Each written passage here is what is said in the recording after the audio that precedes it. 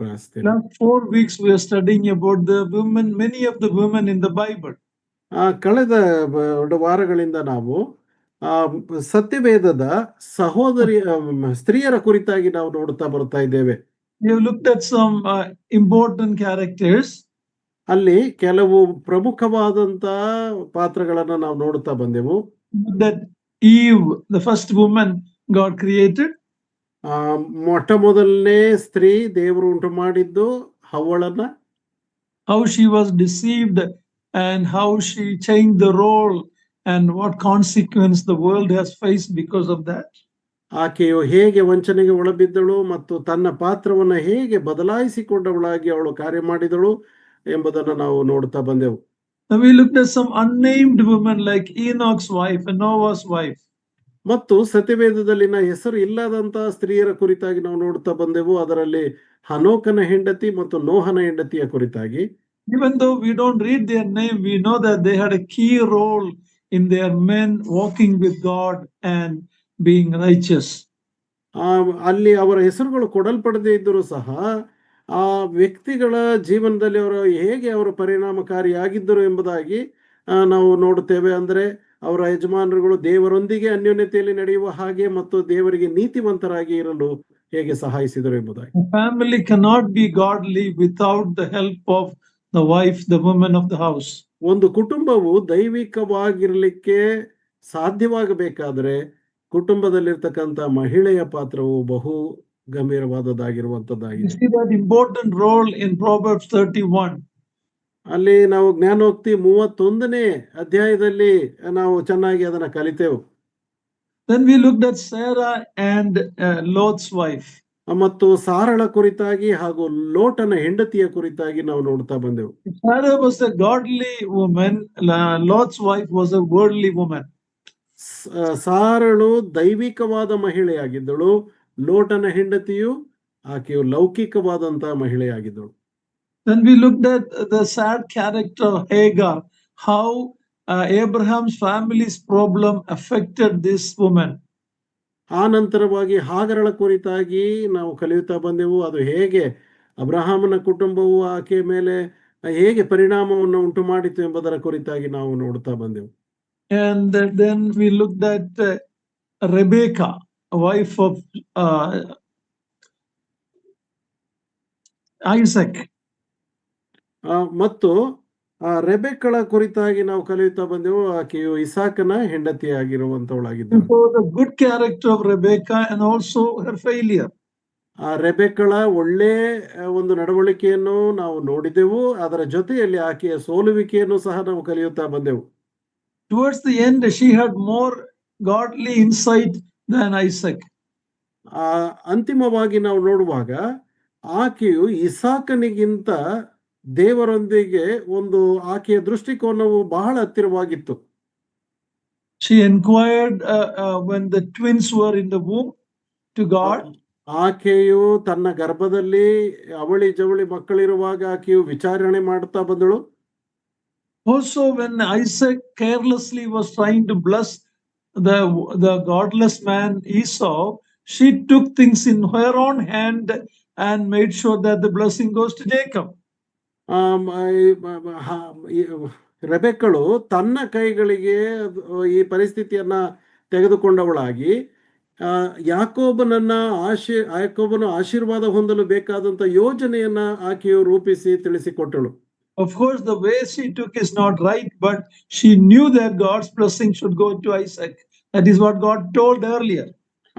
ಅದು ಅವಳು ತೆಗೆದುಕೊಂಡಂತ ರೀತಿ ಸರಿ ಇಲ್ಲದೆ ಇದ್ದರೂ ಸಹ ಆಕೆಗೆ ಒಂದು ಗೊತ್ತಾದಂತ ಒಂದು ಸ್ಥಿತಿ ಏನಂತಂದ್ರೆ ಅದು ತನ್ನ ಮಗನಿಗೆ ಆಶೀರ್ವಾದ ಸಿಕ್ಕುವಂತ ಒಂದು ಏರ್ಪಾಡನ್ನು ಆಕೆಯು ಮಾಡುತ್ತಾ ಬಂದಳು. And today we are going to start with Rachel and Leah, two women together we will look at. ನಾವು ಈ ದಿನ ಇಬ್ಬರು ಮಹಿಳೆಯರ ಕುರಿತಾಗಿ ನಾವು ನೋಡುತ್ತೇವೆ. ಅದು ಯಾರು ಎಂಬುದಾಗಿ ಹೇಳಿದ್ರೆ ಲೇಯಳು ಮತ್ತು ರಾಹೇಲಳು. In Genesis 29 we first meet them. 29ನೇ ಅಧ್ಯಾಯ ಆದಿಕಾಂಡದಲ್ಲಿ ಮೊದಲನೇದಾಗಿ ನಾವು ಇವರಿಬ್ಬರನ್ನು ಭೇಟಿ ಮಾಡುತ್ತೇವೆ. Because of the problem in the house, Jacob had to run away to his uncle's house in Haran. ತನ್ನ ಮನೆಯಲ್ಲಿ ಸಮಸ್ಯೆ ಉಂಟಾದದ್ದರಿಂದ ಯಾಕೋಬನು ಓಡಿ ಹೋಗಿ ಹಾರಾನಿನಲ್ಲಿ ಪದ್ದನಾರಾಮಿನಲ್ಲಿ ತನ್ನ ಮಾವನ ಮನೆಯಲ್ಲಿ ಆತನು ಇರಬೇಕಾಗಿ ಬಂತು. He was running away by the advice of his mother Rebecca and also father. ಆತನ ತಾಯಿಯಾದಂಥ ರೆಬೆಕ್ಕಳ ಮತ್ತು ತಂದೆಯಾದಂಥ ಇಸಾಕನ ಒಂದು ಸಲಹೆಯ ಮೇರೆಗೆ ಆತನು ತಪ್ಪಿಸಿಕೊಂಡು ಓಡಿ ಹೋಗುತ್ತಾ ಇದ್ದನು. He went to get one wife, but he ended up getting 2 + 2 4. ಆತನು ಒಬ್ಬಳನ್ನ ಪಡ್ಕೊಳ್ಳಲು ಪ್ರಯತ್ನಿಸಿದನು, ಆದರೆ ಅಂತಿಮವಾಗಿ 2 + 2 ಒಟ್ಟು 4 ಹೆಂಡರನ್ನ ಮದುವೆ ಮಾಡಿಕೊಂಡ ಯಜಮಾನನಾದನು. And he loved Rachel. ಮತ್ತು ಆತನು ರಾಹೇಲಳನ್ನ ಅತಿಯಾಗಿ ಪ್ರೀತಿಸುತ್ತಾ ಬಂದನು. He worked 7 years of hard work for her, and we read that it looked like few days because he loved her so much. ರಾಹೇಲಳನ್ನ ಎಷ್ಟು ಪ್ರೀತಿಸಿದ್ದನು ಎಂಬುದು ಅರ್ಥವಾಗಬೇಕಾದ್ರೆ ಆತನು 7 ವರ್ಷಗಳು ದುಡಿದರೂ ಸಹ ಅದು ಸ್ವಲ್ಪ ಸಮಯವೆಂದೆನಿಸಿತಂತೆ ಅವನಿಗೆ. And what happened in Laban's family is not at all a good example. ಮತ್ತು ಲಾಬಾನನ ಮನೆಯಲ್ಲಿ ಏನು ನಡೆಯಿತು ಅದು ಒಂದು ಒಳ್ಳೆ ಉದಾಹರಣೆ ಅಂತೂ ಅಲ್ಲವೇ ಅಲ್ಲ. He was thinking he was getting Rachel, but Laban gave Leah. ಆತನಿಗೆ ಒಂದು ಅನಿಸಿಕೆ ಇತ್ತು, ತನಗೆ ರಾಹೇಲಳು ಸಿಕ್ಕುತ್ತಾಳೆ ಎಂಬುದಾಗಿ. ಆದರೆ ಲಾಬಾನನು ಲೇಯಳನ್ನ ಆತನಿಗೆ ಕೊಟ್ಟನು. So instead of being content with Leah, he wanted to marry Rachel also, because that was the woman of his love. So he worked another 7 years for Rachel. ಆತನು ಲೇಯಳಲ್ಲಿ ಸಮಾಧಾನಕರವಾಗಿ ಜೀವನ ಮಾಡಬಹುದಾಗಿತ್ತು, ಆದರೆ ಹಾಗೆ ಆಗಲಿಲ್ಲ. ತಾನು ಪ್ರೀತಿಸಿದಂತ ರಾಹೇಲಳನ್ನ ಪಡೆದುಕೊಳ್ಳುವುದಕ್ಕಾಗಿ 7 ವರ್ಷಗಳು ಆತನು ದುಡಿಯುತ್ತಾ ಬಂದನು. And Laban gave the servants girls Silpha and Bilhah also to Jacob. ಮತ್ತು ಲಾಬಾನನು ಯಾಕೋಬನಿಗೆ ಜಿಲ್ಫಳನ್ನು ಮತ್ತು ಬಿಲ್ಹಳನ್ನು ಅವರನ್ನು ಸಹ ಹೆಂಡರನ್ನಾಗಿ ಆತನು ಕೊಟ್ಟನು. Those women are actually sad characters. They were only there for producing children, that's all. ಅಲ್ಲಿ ಅವರದು ಒಂದು ದುಃಖಕರವಾದಂತ ಒಂದು ಜೀವನ ಅವರದಾಗಿತ್ತು. ಯಾಕೆಂದರೆ ಅವರು ಕೇವಲ ಮಕ್ಕಳನ್ನ ಹೆರುವುದಕ್ಕೆ ಮಾತ್ರವೇ ಸೀಮಿತವಾಗಿದ್ದಂತ ಕಾರ್ಯ ಅವರದಾಗಿತ್ತು. What kind of a family problem in this Jacob's family because of multiplying wives? ಈ ರೀತಿಯಾಗಿ ಪತ್ನಿಯರನ್ನ ಬಹುಗುಣಿತವಾಗಿ ಕಟ್ಟಿಕೊಂಡದ್ದರಿಂದ ಆತನ ಕುಟುಂಬದಲ್ಲಿ ಎಂತಹ ಸಮಸ್ಯೆಗಳು ಉಂಟಾಯಿತು. Now, because it is in the Bible, don't think this was the will of God. ಇದು ಸತ್ಯವೇದದಲ್ಲಿ ಇರುವುದಕ್ಕಾಗಿ ಅದನ್ನ ಹೀಗೆ ಭಾವಿಸಬೇಡ್ರಿ, ಇದು ದೇವರ ಚಿತ್ತ ಎಂಬುದಾಗಿ. Solomon multiplied wives, and we know what happened in his life. ಸೊಲೊಮೋನನು ಸಹ ತನ್ನ ಹೆಂಡರನ್ನ ಹೆಚ್ಚು ಮಾಡಿಕೊಂಡು ಆತನ ಅಂತ್ಯ ಸ್ಥಿತಿ ಏನಾಯಿತು ಎಂಬುದಾಗಿ ಸತ್ಯವೇದದಲ್ಲಿ ತಿಳಿಸಲ್ಪಟ್ಟಿದೆ. Silpha, Bilhah, Hagar, they were all sad characters who were there only for producing children. ಹಾಗರಳಾಗಿರಬಹುದು, ಬಿಲ್ಹಳಾಗಿರಬಹುದು, ಜಿಲ್ಪಳಾಗಿರಬಹುದು, ಅವರೆಲ್ಲರೂ ದುಃಖಕರವಾದಂತ ಪಾತ್ರಧಾರಿಗಳಾಗಿದ್ದಾರೆ. ಯಾಕಂದ್ರೆ ಅವರು ಕೇವಲ ಮಕ್ಕಳನ್ನ ಹೆರುವುದಕ್ಕಾಗಿ ಇಡಲ್ಪಟ್ಟರು ಎಂಬುದಾಗಿ ನಮಗೆ ಅನಿಸ್ತದೆ. God's will in the Bible is one man, one woman. And that is God's perfect will, as he in the creation he did like that. ದೇವರ ಚಿತ್ತವು ತನ್ನ ಸೃಷ್ಟಿ ಕಾರ್ಯ ಪ್ರಾರಂಭದಲ್ಲಿಯೇ ಆತನು ಮಾಡಿದ್ದು ಒಬ್ಬ ಪುರುಷನಿಗೆ ಒಬ್ಬ ಸ್ತ್ರೀಯನ್ನು ಜೊತೆ ಮಾಡಿದನು. But the sinful man multiplies this and the religions allow it. But remember, God's original plan is one man, one woman, that a godly husband, godly wife living together, keeping their role, you can have a godly family. ಆದರೆ ಇದು ದೇವರ ಯೋಜನೆಯಲ್ಲಿ ಇದು ಹೀಗೆ ಇರ್ತದೆ, ಒಬ್ಬ ಪುರುಷನಿಗೆ ಒಬ್ಬ ಸ್ತ್ರೀ ಮಾತ್ರ. ಈ ರೀತಿಯಾಗಿ ಅನ್ಯೋನ್ಯತೆಯಿಂದ ಜೀವಿಸುವಾಗ ಒಂದು ದೈವಿಕವಾದಂತ ಕುಟುಂಬವು ಅದು ಈ ಲೋಕದಲ್ಲಿ ಸ್ಥಾಪನೆಯಾಗಿ ಅದು ಮುಂದುವರಿಯುವಂತದ್ದಾಗಿದೆ. But in the world we have problems. Sinful men have multiplied wives, and they all had to pay a big price for violating God's order. ಪಾಪಮಯವಾದಂತ ಪುರುಷನು ಈ ರೀತಿಯಾದಂತ ತಪ್ಪನ್ನ ಮಾಡಿದ್ದರಿಂದ ಲೋಕದಲ್ಲಿ ಒಂದು ದೊಡ್ಡ ಸಮಸ್ಯೆ ಉಂಟಾಯಿತು. ಆ ರೀತಿಯಾಗಿ ದೇವರ ಆಜ್ಞೆಯನ್ನ ಮಿತಿ ಮೀರಿ ಅಥವಾ ಅದನ್ನ ಗಡಿ ಮೀರಿ ಹೋಗಬೇಕಾಗಿ ಬಂತು. When we look at Rachel and Leah, one was the loved wife, one was the unloved wife. ಆ ರಾಹೇಲಳು ಮತ್ತು ಲೇಯಳನ್ನ ನಾವು ಯೋಚಿಸುವಾಗ ಒಬ್ಬಳು ಪ್ರೀತಿಸಲ್ಪಟ್ಟಂತ ಹೆಂಡತಿ, ಇನ್ನೊಬ್ಬಳು ಪ್ರೀತಿಸಲ್ಪಡದಂತಹ ಹೆಂಡತಿಯಾಗಿದ್ದಾರೆ. God saw the partiality and God favored Leah more than Rachel because God opened her womb and closed the womb of Rachel. ದೇವರು ಈ ತಾರತಮ್ಯವನ್ನ ಗಮನಿಸಿ ರಾಹೇಲಳ ಗರ್ಭವನ್ನ ಮುಚ್ಚಿ ಲೇಯಳ ಗರ್ಭವನ್ನ ತೆಗೆಯುವುದರ ಮೂಲಕವಾಗಿ ಲೇಯಳನ್ನು ಆಶೀರ್ವದಿಸುತ್ತಾ ಬಂದನು. Out of Leah came two of the most important tribes in Israel, Levi and Judah. ಇಸ್ರಾಯೇಲರ ಪ್ರಮುಖವಾದಂತ ಜನಾಂಗಗಳು Levi ಮತ್ತು ಯಹೂದ ಕುಲಗಳು ಲೇಯಳಿಂದ ಜನಿಸಿದಂತ ಮಕ್ಕಳಾದರು. It's very important. When Jacob was not loving her, God took care of her. Our God is one who sees the pain people go through. ನಮ್ಮ ದೇವರು ನೋವಿನಿಂದ ಕೂಡಿದಂತ ದುಃಖದ ಸನ್ನಿವೇಶಗಳನ್ನು ಅನುಭವಿಸುವಂತ ಜನರನ್ನು ನೋಡುತ್ತಾನೆ. ಹಾಗಾಗಿ ತನ್ನ ಗಂಡನಾದಂತ ಯಾಕೋಬನು ಪ್ರೀತಿಸದಿದ್ದರೂ ಸಹ ದೇವರು ಆಕೆಯನ್ನ ಲೇಯಳನ್ನ ಪ್ರೀತಿಸುತ್ತಾ ಬಂದನು. I want you to turn to Genesis 29, 31 to 35. Please read that. We can learn some important lesson from here. ಇಲ್ಲಿ ನಾವು ಸತ್ಯವೇದದಲ್ಲಿ ನಾವಿಲ್ಲಿ ಬಹಳ ಪ್ರಮುಖವಾದಂತ ಒಂದು ಸತ್ಯಾಂಶವನ್ನ ನಾವು ಕಲಿಯುತ್ತೇವೆ. ಆದಿಕಾಂಡ 29ನೇ ಅಧ್ಯಾಯ 31ರಿಂದ 35ನೇ ವಚನದವರೆಗೆ. 31ರಿಂದ 35ನೇ ವಚನದವರೆಗೆ. ಆದಿಕಾಂಡ 29. ಲೇಯಳು ಯಾಕೋಬನಿಗೆ ಅಲಕ್ಷ್ಯವಾದಳೆಂದು ಯೆಹೋವನು ನೋಡಿ ಆಕೆಯನ್ನು ಬಸುರಾಗುವಂತೆ ಮಾಡಿದನು. ಆದರೆ ರಾಹೇಲಳು ಬಂಜೆಯಾಗಿದ್ದಳು. ಲೇಯಳು ಗರ್ಭಿಣಿಯಾಗಿ ಗಂಡು ಮಗುವನ್ನು ಹೆತ್ತು, ಯೆಹೋವನು ನನ್ನ ವ್ಯಥೆಯನ್ನು ನೋಡಿದ್ದಾನೆ, ಇನ್ನು ಮುಂದೆ ನನ್ನ ಗಂಡನು ನನ್ನನ್ನು ಪ್ರೀತಿಸುವನು ಎಂದು ಹೇಳಿ ಅದಕ್ಕೆ ರೂಬೇನ್ ಎಂದು ಹೆಸರಿಟ್ಟಳು. ಆಕೆ ತಿರುಗಿ ಗರ್ಭಿಣಿಯಾಗಿ ಗಂಡು ಮಗುವನ್ನು ಹೆತ್ತು, ನಾನು ಗಂಡನ ಅಲಕ್ಷ್ಯಕ್ಕೆ ಗುರಿಯಾದನೆಂದು ಯೆಹೋವನು ತಿಳಿದಿದ್ದರಿಂದ ಈ ಮಗುವನ್ನು ದಯಪಾಲಿಸಿದನೆಂದು ಹೇಳಿ ಅದಕ್ಕೆ ಸಿಮೆಯೋನ್ ಎಂದು ಹೆಸರಿಟ್ಟಳು. ಆಕೆಯು ತಿರುಗಿ ಗರ್ಭಧರಿಸಿ ಗಂಡು ಮಗುವನ್ನು ಹೆತ್ತು, ಈಗಲಾದರೂ ನನ್ನ ಗಂಡನೂ ನಾನು ಒಂದಾಗುವೆವು, ಅವನಿಗೆ 3 ಮಂದಿ ಗಂಡು ಮಕ್ಕಳನ್ನು ಹೆತ್ತಿದ್ದೇನಲ್ಲ ಎಂದು ಹೇಳಿ ಅದಕ್ಕೆ ಲೇವಿ ಎಂದು ಹೆಸರಿಟ್ಟಳು. ಆಕೆಯು ತಿರುಗಿ ಗರ್ಭಿಣಿಯಾಗಿ ಗಂಡು ಮಗುವನ್ನು ಹೆತ್ತು, ಈಗ ಯೆಹೋವನಿಗೆ ಉಪಕಾರ ಸ್ತುತಿ ಮಾಡುವೆನು ಎಂದು ಹೇಳಿ ಅದಕ್ಕೆ ಯಹೂದ ಎಂದು ಹೆಸರಿಟ್ಟಳು. ಆಮೇಲೆ ಆಕೆಗೆ ಗರ್ಭಧಾರಣೆಯಾಗುವುದು ತಡವಾಯಿತು. Here we read that every time a boy was born, Leah was hoping that my husband will now love me. No, brother. Repeat it, brother. Every time a boy was born, Leah was hoping now, because I gave birth to a son, my husband will love me. ಪ್ರತಿಯೊಂದು ಮಗು ಹುಟ್ಟಿದಾಗಲೂ ಸಹ ಲೇಯಳು ಹೇಳುವಂಥದ್ದು ಏನಂದ್ರೆ, ಈಗ ಈ ಮಗುವಿನ ದೆಸೆಯಿಂದ ನನ್ನ ಗಂಡನು ನನ್ನನ್ನು ಪ್ರೀತಿಸುವನು ಎಂಬುದಾಗಿ ಆಕೆಯು ಹೇಳುತ್ತಾ ಬರುತ್ತಾಳೆ. For the 3 boys, she said like that. ಅಲ್ಲಿ 3 ಮಕ್ಕಳು ಹುಟ್ಟಿದಾಗ ಹಾಗೆ ಹೇಳುವಂಥದ್ದನ್ನ ನೋಡುತ್ತೇವೆ. When the 4th son was born, her attitude changed. ಆದ್ರೆ 4ನೇ ಮಗು ಹುಟ್ಟಿದಾಗ ಆಕೆಯ ಮನೋಭಾವ ಬದಲಾಯಿತು. She said, when Judah was born, she said, this time I will praise the Lord.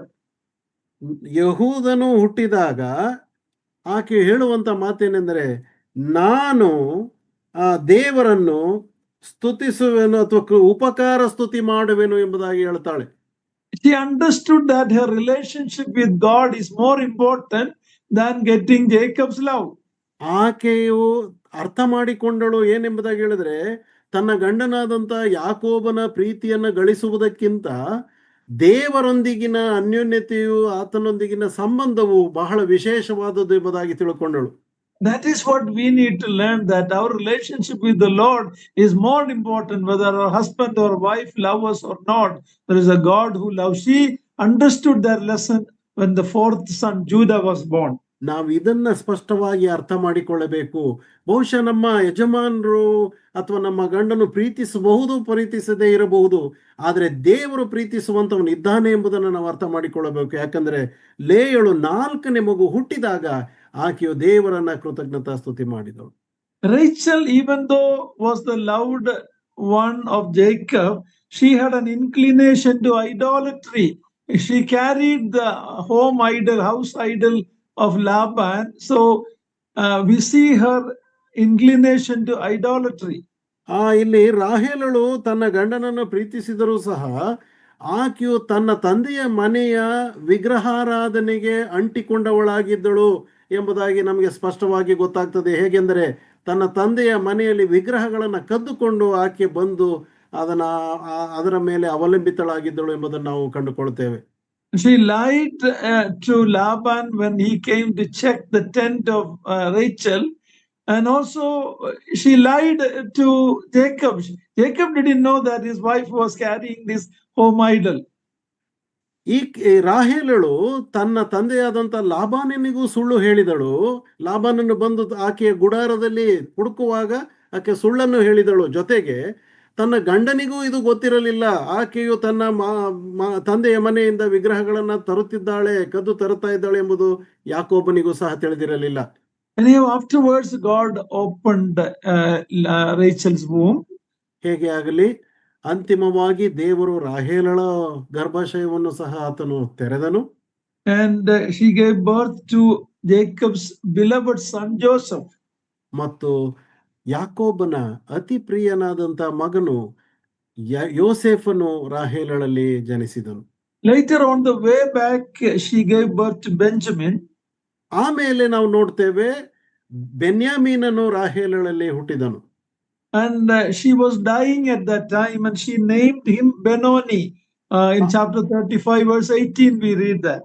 ಆ ಸಂದರ್ಭದಲ್ಲಿ ಆದಿಕಾಂಡ 35:15 ನೋಡುವ ಪ್ರಕಾರವಾಗಿ 18 ಆದಿಕಾಂಡ 35:18 ನೋಡುವ ಪ್ರಕಾರವಾಗಿ ಆ ಯೋಸೇಫನು ಬೆನ್ಯಾಮೀನನು ಹುಟ್ಟುವಾಗ ಆಕೆಯು ಸಾಯುವುದಕ್ಕಿದ್ದಳು. ಆದುದರಿಂದ ಆತನಿಗೆ ಬೆನೋನಿ ಎಂಬುದಾಗಿ ಹೆಸರಿಟ್ಟು ಆಕೆಯು ಸತ್ತು ಹೋದಳು. That means son of my sorrow. ಅಂದರೆ ದುಃಖದ ಮಗನು ಎಂಬುದಾಗಿ ಆಕೆಯು ಆತನಿಗೆ ಹೆಸರನ್ನು ಕೊಡುತ್ತಾಳೆ. But Jacob called him Benjamin. ಆದರೆ ಯಾಕೋಬನು ಅವನಿಗೆ ಬೆನ್ಯಾಮೀನನೆಂದು ಹೆಸರು ಕೊಟ್ಟನು. That means son of my right hand. ಅಂದರೆ ಬಲಭುಜ ಎಂಬುದಾಗಿ ಅದರ ಅರ್ಥ. These two names picture the suffering of Christ and the glory that would follow.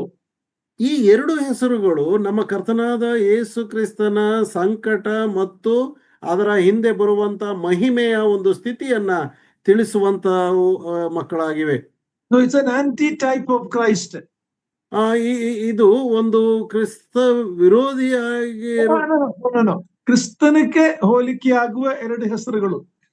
Aunty type ಅಂದ್ರೆ ಆಂಟಿ ಕ್ರೈಸ್ಟ್ ಅಂತಲ್ಲ, ಆಂಟಿ ಟೈಪ್ ಅದು ಒಂದು ಟೈಪ್ ಆಗಿರುವುದು, ಕ್ರಿಸ್ತನಿಗೆ ಹೋಲಿಕೆಯಾಗಿರುವುದು. ಕರ್ತನಾದ ಯೇಸು ಕ್ರಿಸ್ತನಿಗೆ ಹೋಲಿಕೆಯಾಗುವಂತ ಗುಣಲಕ್ಷಣಗಳು ಇವಾಗಿವೆ ಎಂಬುದಾಗಿ ನಾವು ನೋಡ್ತೇವೆ.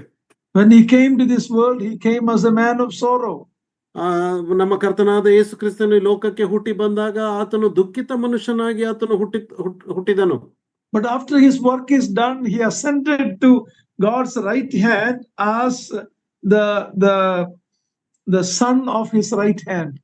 ಆದರೆ ತನಗೆ ನೇಮಿಸಿದಂತ ಕಾರ್ಯವನ್ನ ಮುಕ್ತಾಯಗೊಳಿಸಿ ದೇವರ ಬಲಗಡೆಯಲ್ಲಿ ಆಸೀನರೂಢನಾದಾಗ ಅಲ್ಲಿ ಆತನು ದೇವರ ಬಲಭುಜವಾಗಿ ಆತನು ಅಲ್ಲಿ ಕೂತುಕೊಂಡನು. Okay, finally Rachel died on the way back to Canaan. ಅಲ್ಲಿ ಕಾನಾನ್ನ ದಾರಿಯಾಗಿ ಹೋಗುವಾಗ ರಾಹೇಲಳು ಅಲ್ಲಿ ಸತ್ತು ಹೋದಳು. She was buried near Bethlehem. ಆಕೆಯನ್ನ ಬೆತ್ಲೆಹೇಮಿನ ಬಳಿಯಲ್ಲಿ ಹೂಣಿಟ್ರು. But the unloved wife Leah was the only one out of the two who was buried in Machpelah, the tomb that Abraham bought. ಈ ಇಬ್ಬರು ಮಹಿಳೆಯರಲ್ಲಿ ಲೇಯಳು ಉಳಿದುಕೊಂಡವಳಾದಳು. ಈಕೆಯು ಸತ್ತಾಗ ಅಬ್ರಹಾಮನು ಕೊಂಡುಕೊಂಡಿದ್ದಂತ ಸ್ವಂತ ಮನೆಯ ಸ್ಮಶಾನ ಭೂಮಿಯಾದಂತ ಮಕ್ಪೇಲಾ ಗವಿಯಲ್ಲಿ ಆಕೆಯನ್ನ ಹೂಣಿಟ್ರು. So God honored Leah when Jacob did not love her. ಯಾಕೋಬನು ಲೇಯಳನ್ನ ಪ್ರೀತಿಸದೇ ಇರುವಾಗ ದೇವರು ಆಕೆಯನ್ನ ಪ್ರೀತಿ ಮಾಡಿದನು. But finally Jacob says, I buried Leah there. So finally, I think Jacob had a change of heart towards Leah. ಬಹುಶಃ ನನಗೆ ಅನ್ನಿಸ್ತದೆ ಕೊನೆಯಲ್ಲಿ ಅಂತಿಮವಾಗಿ ಲೇಯಳ ಕಡೆಗೆ ಯಾಕೋಬನ ಮನೋಭಾವ ಅದು ಬದಲಾಯಿತು ಎಂಬುದಾಗಿ. ಯಾಕಂದ್ರೆ ಅವನು ಹೇಳ್ತಾನೆ, ನಾನು ಲೇಯಳನ್ನ ಅಲ್ಲಿ ಹೂಣಿಟ್ಟೆನು ಎಂಬುದಾಗಿ. And even when Jacob's body from Egypt, we can read that in Genesis 49:50, when Jacob died, he didn't go and bury himself or ask his son to bury him in Rachel's tomb, but he went to his father and grandfather's tomb. ಅಲ್ಲಿ ನಾವು ಆದಿಕಾಂಡ 50ನೇ ಅಧ್ಯಾಯದ ನೋಡೋ ಪ್ರಕಾರವಾಗಿ ಯಾಕೋಬನು ಐಗುಪ್ತ ದೇಶದಲ್ಲಿ ತೀರಿಕೊಂಡಾಗ ಆತನು ಕೇಳಿಕೊಳ್ಳುವಂಥದ್ದು, ರಾಹೇಲಳ ಸಮಾಧಿ ಇರುವ ಕಡೆ ನನ್ನನ್ನು ಹಾಕಿ ಎಂಬುದಾಗಿ ಕೇಳಿಕೊಳ್ಳಿಲ್ಲ. ಬದಲಾಗಿ ಅಬ್ರಹಾಮನಿಂದ ಕೊಂಡುಕೊಂಡಂತ ಸ್ಮಶಾನ ಭೂಮಿಯಲ್ಲಿ ತನ್ನನ್ನು ಹಾಕಬೇಕೆಂಬುದಾಗಿ ತಿಳಿಸಿದನು. Okay, so these 12 sons of Jacob, from Leah, from Rachel, from the 2 servant girls, 12 ಮಕ್ಕಳು, ಅದು ಲೇಯಳಿಂದ ಮತ್ತು ರಾಹೇಲಳಿಂದ ಮತ್ತು 2 ಸೇವಕಿಯರಿಂದ ಬಂದಂತ ದಾಸಿಯರಿಂದ ಬಂದಂತ ಈ 12 ಮಕ್ಕಳು, they were all contradicting character. ಅವರೆಲ್ಲರೂ ಒಬ್ಬರಿಗೊಬ್ಬರು ಒಂದು ವಿರುದ್ಧಾತ್ಮಕವಾದಂತ ಪಾತ್ರಗಳನ್ನ ಹೊಂದಿದಂತ ಪಾತ್ರವು ಅವರದಾಗಿತ್ತು. But finally God changed them. In Revelation 21:12, we read about the names of these 12 tribes in New Jerusalem. ಪ್ರಕಟಣೆ 21:12 ನೋಡ್ತೇವೆ, ದೇವರು ಅನಂತರವಾಗಿ ಇವರನ್ನ ಪರಿವರ್ತನೆ ಮಾಡಿ ಹೊಸ ಯೆರೂಸಲೇಮಿನಲ್ಲಿ ಇವರ ಹೆಸರುಗಳು ಬರೆಯಲ್ಪಟ್ಟದ್ದನ್ನ ಅಲ್ಲಿ ನಾವು ನೋಡುವಂತವರಾಗಿದ್ದೇವೆ. So many things about God's dealing with these people we may not fully understand. ಈ ಜನರೊಂದಿಗೆ ದೇವರು ವ್ಯವಹರಿಸಿದ್ದ ರೀತಿಯನ್ನು ನಾವು ಪೂರ್ಣವಾಗಿ ಅರ್ಥ ಮಾಡಿಕೊಳ್ಳದೇ ಇರಬಹುದು. So when we talk about Rachel and Leah, there is a statement in Ruth chapter 4 verse 11. Please read that. ಆದರೆ ನಾವು ಲೇಯಳ ಮತ್ತು ರಾಹೇಲಳ ಕುರಿತಾಗಿ ನಾವು ಯೋಚಿಸುವಾಗ ಅಲ್ಲಿ ಅವರ ಕುರಿತಾಗಿ ಒಂದು ಹೇಳಿಕೆಯು ರೂತಳ ಪುಸ್ತಕದಲ್ಲಿ ಬರೆಯಲ್ಪಟ್ಟಿದೆ. Ruth 4:11, please read it. ರೂತಳ ಪುಸ್ತಕ 4ನೇ ಅಧ್ಯಾಯ 11ನೇ ವಚನ. ರೂತಳು 4ನೇ ಅಧ್ಯಾಯ 11ನೇ ವಚನ. ಇದಕ್ಕೆ ನೀವು ಸಾಕ್ಷಿಗಳೆಂದು ಹೇಳಿದ್ದಕ್ಕೆ ಊರು ಬಾಗಿಲಲ್ಲಿ ಕೂಡಿದ್ದ ಹಿರಿಯರು ಎಲ್ಲಾ ಜನರು, ಹೌದು ನಾವು ಸಾಕ್ಷಿಗಳು. ಯೆಹೋವನು ಇಸ್ರಾಯೇಲನ ಮನೆಯನ್ನು ಕಟ್ಟಿದ ರಾಹೇಲ್, ಲೇಯ ಎಂಬ ಸ್ತ್ರೀಯರನ್ನು ಹೇಗೋ ಹಾಗೆಯೇ ನಿನ್ನ ಮನೆಗೆ ಬರುವ ಈ ಸ್ತ್ರೀಯನ್ನೂ ಅಭಿವೃದ್ಧಿಪಡಿಸಲಿ. ಎಫ್ರಾತದಲ್ಲಿ ಸತ್ಕಾರ್ಯವನ್ನು ಮಾಡು, ಬೆತ್ಲೆಹೇಮಿನಲ್ಲಿ ಘನವಂತನಾಗು. Yeah, here we see that these 2 women built the house of Israel. ಇಲ್ಲಿ ನಾವು ನೋಡ್ತೇವೆ ರಾಹೇಲಳು ಮತ್ತು ಲೇಯಳ ಹೆಸರು ಬರೆಯಲ್ಪಟ್ಟಿದೆ. ಇವರಿಬ್ಬರು ಇಸ್ರಾಯೇಲನ ಮನೆಯನ್ನ ಕಟ್ಟಿದವರು.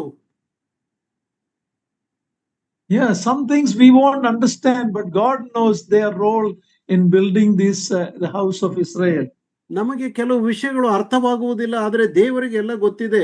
ಈ ಇಸ್ರಾಯೇಲನ ಮನೆತನವನ್ನ ಕಟ್ಟುವಂತ ಕಾರ್ಯದಲ್ಲಿ ರಾಹೇಲಳು ಮತ್ತು ಲೇಯ ಇಬ್ಬರು ಸಹ ಕಾರ್ಯೋನ್ಮುಖರಾಗಿದ್ದಾರೆ ಎಂಬುದಾಗಿ. This is the failures in people's life, but God look at what God can use them, how God can change them and use them, the building of the house of Israel.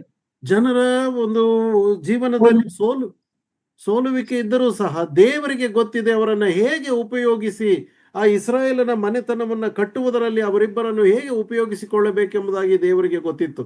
My dear sisters, God wants you to be the builders of your home. ನನ್ನ ಪ್ರಿಯ ಸಹೋದರಿಯರೇ, ದೇವರು ಸಹೋದರಿಯರೇ, ನೀವು ನಿಮ್ಮ ಕುಟುಂಬಗಳನ್ನ ಕಟ್ಟಬೇಕೆಂಬುದಾಗಿ ದೇವರಿಗೆ ಆಸೆ ಉಂಟು. And that is God's desire in spite of all our failures. ಅದು ಹೇಗೆ ಎಂಬುದಾಗಿ ಹೇಳಿದ್ರೆ, ನಮ್ಮ ಎಲ್ಲಾ ಸೋಲುವಿಕೆಗಳ ನಡುವೆಯೂ ಸಹ ದೇವರು ನಮ್ಮಿಂದ ಕಟ್ಟುವಿಕೆಯನ್ನ ಬಯಸುವಂತವನಾಗಿದ್ದಾನೆ. Leah finally understanding it is God that loves me, it is God I should praise. That understanding, if we can have it, our family lives will be much different. ಲೇಯಳು ಕೊನೆಯಲ್ಲಿ ಆಕೆ ಅರ್ಥ ಮಾಡಿಕೊಂಡಳು, ನಾನು ದೇವರಿಗೆ ಉಪಕಾರ ಸ್ತುತಿ ಮಾಡಬೇಕು, ದೇವರನ್ನು ಕೊಂಡಾಡಬೇಕು ಎಂಬುದಾಗಿ ಹೀಗೆ ನಾವು ಸಹ ಅರ್ಥ ಮಾಡಿಕೊಂಡು ಜೀವಿಸುವಾಗ ನಮ್ಮ ಕುಟುಂಬವು ಅದು ದೇವರಿಗೆ ಮೆಚ್ಚುಗೆಯಾದಂಥ ಕುಟುಂಬವಾಗಿರುವಂಥದ್ದಾಗಿದೆ. Okay. That's all I want to talk about Rachel and Leah. ಅಷ್ಟೇ ನಾನು ರಾಹೇಲಳು ಮತ್ತು ಲಿಯಳ ಕುರಿತಾಗಿ ಮಾತಾಡಬೇಕಾಗಿದ್ದದ್ದು. So if in your life you are an unloved wife, don't worry. Go to God. God can change. ಆದುದರಿಂದ ನಿಮ್ಮ ಜೀವನದಲ್ಲಿ ನೀವು ಪ್ರೀತಿಸಲ್ಪಡದೇ ಇರುವಂತ ಪತ್ನಿ ಆಗಿರುವುದಾದರೆ ದೇವರ ಬಳಿಗೆ ಬನ್ರಿ, ದೇವರು ನಿಮ್ಮ ಜೀವನವನ್ನ ಬದಲಾಯಿಸುವಂತವನಾಗಿದ್ದಾನೆ. God can use you to build your home. ಮತ್ತು ಆ ಮೂಲಕವಾಗಿ ನಿಮ್ಮ ಮನೆಯನ್ನ ಕಟ್ಟುವುದರಲ್ಲಿ ದೇವರು ನಿಮ್ಮನ್ನ ಉಪಯೋಗಿಸುವಂತವನಾಗಿದ್ದಾನೆ. Godly homes means godly assembly. Godly Godly home will produce godly assemblies. ಒಂದು ದೈವಿಕವಾದಂತ ಕುಟುಂಬವಿರುವುದಾದರೆ ದೈವಿಕವಾದಂತ ಸಭೆಯು ಸಹ ಇರುವಂತದ್ದಾಗಿರುತ್ತದೆ. Okay, now I'm going to go to another woman of the Bible, a very important woman. ಈಗ ನಾವು ಮತ್ತೊಂದು ಸತ್ಯವೇದದ ಮಹಿಳೆ, ಪ್ರಮುಖವಾದಂತ ಮಹಿಳೆಯ ಕುರಿತಾಗಿ ನಾವು ಕಲಿಯುತ್ತೇವೆ. We read that in Exodus chapter 2 verse 1. ಅದನ್ನ ನಾವು ವಿಮೋಚನ ಕಾಂಡ 2ನೇ ಅಧ್ಯಾಯ 1ನೇ ವಚನದಲ್ಲಿ ನೋಡುತ್ತೇವೆ. Okay, please read that. ವಿಮೋಚನ ಕಾಂಡ 2ನೇ ಅಧ್ಯಾಯ 1ನೇ ವಚನ. ಹೀಗಿರುವಲ್ಲಿ ಲೇವಿಯ ವಂಶಸ್ಥನಾದ ಒಬ್ಬ ಮನುಷ್ಯನು ಲೇವಿಯ ಕುಲದ ಕನ್ನಿಕೆಯನ್ನು ಮದುವೆ ಮಾಡಿಕೊಂಡನು. Yeah, when we see this couple, we don't read their name there. ಈ ಒಂದು ಜೋಡಿಯನ್ನು ನಾವು ನೋಡುವಾಗ ಅಲ್ಲಿ ಅವರ ಹೆಸರುಗಳು ಕೊಡಲ್ಪಟ್ಟಿಲ್ಲ. We have to go to chapter 6 verse 20 to read their name. Please read that. Chapter 6 verse 20. ಇವರ ಹೆಸರುಗಳು ನಮಗೆ ಗೊತ್ತಾಗಬೇಕಾದ್ರೆ ಅದೇ ವಿಮೋಚನ ಕಾಂಡ 6ನೇ ಅಧ್ಯಾಯ 20ನೇ ವಚನವನ್ನು ಓದಿದರೆ ನಮಗೆ ಸಿಗುತ್ತದೆ. ವಿಮೋಚನ ಕಾಂಡ 6ನೇ ಅಧ್ಯಾಯ 20ನೇ ವಚನ. ಅಮ್ರಾಮನು ತನ್ನ ಸೋದರತ್ತೆಯಾದ ಯೋಕೆಬೆದಳನ್ನು ಮದುವೆ ಮಾಡಿಕೊಂಡನು. Yeah, now we read about Jochebed, Amram's wife or Moses' mother. ಇಲ್ಲಿ ನಾವು ಓದ್ತೇವೆ ಯೋಕೆಬೆದಳ ಕುರಿತಾಗಿ. ಈಕೆಯು ಅಮ್ರಾಮನ ಹೆಂಡತಿಯು ಮೋಶೆಯ ತಾಯಿಯು ಆಗಿದ್ದಾಳೆ. First sentence in chapter 2, a man of Levi went and married a woman of Levi. ಮೊದಲನೇ ವಾಕ್ಯ 2ನೇ ಅಧ್ಯಾಯದಲ್ಲಿ 1ನೇ ವಾಕ್ಯವು ಹೇಳುವಂತದ್ದೇನೆಂದ್ರೆ, ಲೇವಿಯ ವಂಶಸ್ಥನಾದ ಒಬ್ಬ ಮನುಷ್ಯನು ಲೇವಿಯ ಕುಲದ ಕನ್ನಿಕೆಯನ್ನ ವರಿಸಿದನು ಎಂಬುದಾಗಿ. You can say in this way, a believer marrying a believer. ಇನ್ನೊಂದು ಮಾತಿನಲ್ಲಿ ನಾವು ಹೇಳುವುದಾದ್ರೆ ಒಬ್ಬ ವಿಶ್ವಾಸಿಯು ವಿಶ್ವಾಸಿಯನ್ನ ಮದುವೆಯಾದನು ಎಂಬುದಾಗಿ ನಾವು ಅರ್ಥೈಸಿಕೊಳ್ಳಬಹುದು. Remember in Judah's life, we saw that he went and married a Canaanite woman, and what all problem came into Judah's life. ಮತ್ತು ಯಹೂದನ ಜೀವನದಲ್ಲಿ ನಮಗೆ ಗೊತ್ತಿದೆ, ಆತನು ಹೋಗಿ ಕಾನಾನ್ಯ ಸ್ತ್ರೀಯನ್ನ ಮದುವೆಯಾಗಿ ಏನು ಸಂಭವಿಸಿತು ಎಂಬುದಾಗಿ ನಾವು ಯಹೂದನ ಜೀವನದಲ್ಲಿ ನಾವು ನೋಡುತ್ತೇವೆ. In the book of Judges, we see Samson marrying a Philistine woman. ನ್ಯಾಯಸ್ಥಾಪಕರ ಪುಸ್ತಕದಲ್ಲಿ ಸಂಸೋನನು ಫಿಲಿಸ್ಟಿಯ ಹೆಣ್ಣನ್ನ ಮದುವೆಯಾದದರ ಕುರಿತಾಗಿ ನಾವು ಓದುತ್ತೇವೆ. Both of their family life was messed up because of this unholy alliance. ಇವೆರಡೂ ಕುಟುಂಬಗಳು ಬಹಳ ಗೊಂದಲಕ್ಕೆ ಒಳಗಾದವು. ಯಾಕಂತಂದ್ರೆ ಅವರು ದೈವಿಕವಲ್ಲದಂತಹ ಮಹಿಳೆಯರನ್ನ ಮದುವೆ ಮಾಡಿಕೊಂಡದರಿಂದ. But this Amram and Jochebed, they were godly people. They got married, and that's an example for everybody when we consider marriage for our children. ನಮ್ಮ ಮಕ್ಕಳಿಗೆ ವಿವಾಹವನ್ನ ನಾವು ಪರಿಗಣಿಸುವಾಗ ಇವರು ಒಂದು ಒಳ್ಳೆ ಉದಾಹರಣೆಯಾಗಿ ನಮಗಿದ್ದಾರೆ. ಅಮ್ರಾಮನು ಲೇವಿ ಕುಲದವನು, ಆತನು ಹೋಗಿ ಲೇವಿ ಕುಲದ ಯೋಕೆಬೆದಳನ್ನ ಆತನು ಮದುವೆಯಾದನು ಎಂಬುದಾಗಿ. About their faith, we read in Hebrews 11:23. Please read that. ಇವರ ನಂಬಿಕೆಯ ಕುರಿತಾಗಿ ಇಬ್ರಿಯ ಗ್ರಂಥ 11ನೇ ಅಧ್ಯಾಯ 23ರಲ್ಲಿ ನಾವು ಓದುತ್ತೇವೆ. ಇಬ್ರಿಯ ಗ್ರಂಥ 11ನೇ ಅಧ್ಯಾಯ 23ನೇ ವಚನ. ಮೋಶೆ ಹುಟ್ಟಿದಾಗ ಅವನ ತಂದೆ ತಾಯಿಗಳು ಕೂಸು ಸುಂದರವಾಗಿದೆ ಎಂದು ನೋಡಿ ಅರಸನ ಅಪ್ಪಣೆಗೆ ಭಯಪಡದೆ ನಂಬಿಕೆಯಿಂದಲೇ ಅವನನ್ನು 3 ತಿಂಗಳು ಬಚ್ಚಿಟ್ಟರು. Yeah, there also their names are not given. ಇಲ್ಲೂ ಅಷ್ಟೇ ಅವರ ಹೆಸರುಗಳು ಕೊಡಲ್ಪಟ್ಟಿಲ್ಲ. But they are in the gallery of the men and women of faith. ಆದರೆ ಈ ನಂಬಿಕೆಯ ವೀರರ ಪಟ್ಟಿಯಲ್ಲಿ ಇವರ ಹೆಸರುಗಳು ಬರೆಯಲ್ಪಟ್ಟಿವೆ. It is no, even though their name is not written, they are written in the honor roll of men and women of faith. ಅವರ ಹೆಸರುಗಳು ಸ್ಪಷ್ಟವಾಗಿ ಅಲ್ಲಿ ಇಲ್ಲದಿದ್ದರೂ ಸಹ ನಂಬಿಕೆಯ ವೀರರ ಪಟ್ಟಿಯಲ್ಲಿ ಇವರ ಹೆಸರುಗಳು ಅದು ತಿಳಿಸಲ್ಪಟ್ಟಿವೆ. Their faith removed the fear of the king from their life. ಅವರ ನಂಬಿಕೆಯು ಅವರಲ್ಲಿ ಫರೋಹನ ಮೇಲಿನ ಭಯವನ್ನ ಹೋಗಲಾಡಿಸಿತು. Now, when we come to Jochebed, my main thought is about Moses' mother, Jochebed. ನನ್ನ ಪ್ರಮುಖವಾದಂತ ಆಲೋಚನೆ ಬರ್ತಕ್ಕಂಥದ್ದು ಮೋಶೆಯ ತಾಯಿಯಾದಂತ ಯೋಕೆಬೆದಳ ಕುರಿತಾಗಿ. She only got a short years to raise Moses. ಆಕೆಯು ಬಹಳ ಕಡಿಮೆ ಅವಧಿಯ ಒಂದು ಜೀವನವನ್ನು ಇತ್ತು ಅವಳಿಗೆ ಮೋಶೆಯನ್ನ ಸಾಕುವುದರಲ್ಲಿ. When Moses was born, ಮೋಶೆಯು ಹುಟ್ಟಿದಾಗ, of course, at that time the name was not given Moses. When the baby boy was born, ಅಲ್ಲಿ ಗಂಡು ಮಗು ಹುಟ್ಟಿತ್ತು ಎಂಬುದಾಗಿ ನೋಡ್ತೇವೆ. ಆತನ ಹೆಸರು ಇನ್ನೂ ಕೊಡಲ್ಪಡದೇ ಇರುವಾಗ there was a fearful situation because the Pharaoh made a decree that all boys should be killed when they are born, gave that instruction to the midwives. ಅಲ್ಲಿ ಫರೋಹನಿಂದ ಒಂದು ರಾಜಾಜ್ಞೆ ಹೊರಟಿತ್ತು. ಏನೆಂಬುದಾಗಿ ಹೇಳಿದ್ರೆ ಎಲ್ಲಾ ಗಂಡು ಮಕ್ಕಳನ್ನ ಕೊಲ್ಲಬೇಕು ಎಂಬಂತ ಆಜ್ಞೆ ಹೊರಟಿತ್ತು. ಆದುದರಿಂದ ಸೂಲಗಿತ್ತಿಯರಿಗೆ ಸ್ಪಷ್ಟವಾಗಿ ಆ ಒಂದು ಆಜ್ಞೆಯು ಅದು ತಿಳಿಸಲ್ಪಟ್ಟಿತ್ತು. But those midwives fear God and did not kill the children. ಆದರೆ ಈ ಸೂಲಗಿತ್ತಿಯರು ದೇವರಿಗೆ ಭಯಪಡುವವರಾದ್ದರಿಂದ ಅವರು ಮಕ್ಕಳನ್ನ ಅವರು ಕೊಲ್ಲಲಿಲ್ಲ. Because of that, God honored them, gave them households.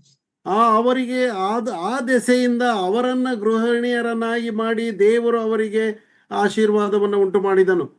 At this time, then Pharaoh changed the order, and then he said, throw the boys into Nile River. ಈಗ ಫರೋಹನು ತನ್ನ ಆಜ್ಞೆಯನ್ನು ಬದಲಾಯಿಸಿ ಎಲ್ಲ ಗಂಡು ಮಕ್ಕಳನ್ನ ನೈಲ್ ನದಿಗೆ ಎಸೆದು ಬಿಡ್ರಿ ಎಂಬುದಾಗಿ ತಿಳಿಸಿದನು. It is at that time that Moses was born. ಇಂಥ ಭಯಭೀತ ಸನ್ನಿವೇಶ ಇರುವಾಗ ಮೋಶೆಯು ಹುಟ್ಟಿದನು. Birth of a baby, or especially a baby boy, it brings a lot of joy to many families. ಅನೇಕ ಕುಟುಂಬಗಳಲ್ಲಿ ಮಗು ಹುಟ್ಟಿದರೆ, ಅದರಲ್ಲೂ ಗಂಡು ಮಗು ಹುಟ್ಟಿದರೆ ಅದು ಸಂತೋಷದ ಒಂದು ಸಂಭ್ರಮದ ಒಂದು ಸನ್ನಿವೇಶ ಕುಟುಂಬಗಳಲ್ಲಿ ಇರ್ತದೆ. I don't differentiate between male or female, okay? They both are blessing from God. ನಾನೇನು ಹೆಣ್ಣು ಅಥವಾ ಗಂಡು ಎಂಬುದಾಗಿ ನಾನು ಭೇದ ಭಾವ ತೋರಿಸುವುದಿಲ್ಲ. ಯಾಕಂತಂದ್ರೆ ಇಬ್ಬರೂ ಸಹ ದೇವರಿಂದ ಆಶೀರ್ವದಿಸಲ್ಪಟ್ಟವರೇ ಆಗಿದ್ದಾರೆ. And Moses' mother hid this baby for 3 months. ಇಲ್ಲಿ ನಾವು ಓದ್ತೇವೆ, ಮೋಶೆಯ ತಂದೆ ತಾಯಿಗಳು ಮಗುವನ್ನ 3 ತಿಂಗಳು ಬಚ್ಚಿಟ್ಟರು ಎಂಬುದಾಗಿ. Her faith is standing out. She is the one, we read, that hid the baby for 3 months. ಅಲ್ಲಿ 3 ತಿಂಗಳು ಅವತಿಟ್ಟದರಲ್ಲಿ ಹೆಚ್ಚಿನ ಪಾತ್ರ ಇರ್ತಕ್ಕಂಥದ್ದು ಆತನ ತಾಯಿಯದು. ಯೋಕೆಬೆದಳು ಈ ಕಾರ್ಯವನ್ನ ಮಾಡಿದಳು. Her role is pointed out in the word of God. ದೇವರ ವಾಕ್ಯದಲ್ಲಿ ಅವಳ ಪಾತ್ರವು ಅದು ವಿಶೇಷವಾಗಿ ವರ್ಣಿಸಲ್ಪಟ್ಟಿದೆ. Hebrews 11:23 says that the parents saw that he was a beautiful child. ಅಲ್ಲಿ ಇಬ್ರಿಯ ಗ್ರಂಥ 11:23 ವಚನದಲ್ಲಿ ನೋಡ್ತೇವೆ, ಆ ಮೋಶೆಯು ಹುಟ್ಟಿದಾಗ ಅವನ ತಂದೆ ತಾಯಿಗಳು ಕೂಸು ಸುಂದರವಾಗಿದೆ ಎಂದು ನೋಡಿದರು. All children are beautiful to the parents.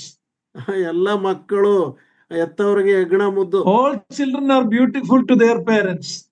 ಎಲ್ಲ ಮಕ್ಕಳು ಅವರ ತಂದೆ ತಾಯಿಗಳಿಗೆ ಸುಂದರವಾಗಿಯೇ ಕಾಣುತ್ತಾರೆ. So what is this beautiful means? ಹಾಗಾದ್ರೆ ಸೌಂದರ್ಯ ಅಥವಾ ಸುಂದರ ಎಂಬುದಾಗಿ ಹೇಳಿದ್ರೆ ಏನು?